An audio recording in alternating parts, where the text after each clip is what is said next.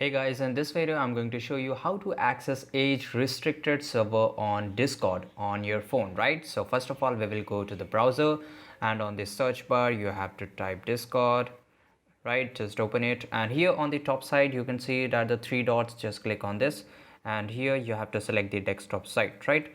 And after that, on the top side you have to click on open Discord, and make sure just you have to log in. If you haven't, then you have to just wait for a few seconds to load it, and just wait for your few seconds and it will get load.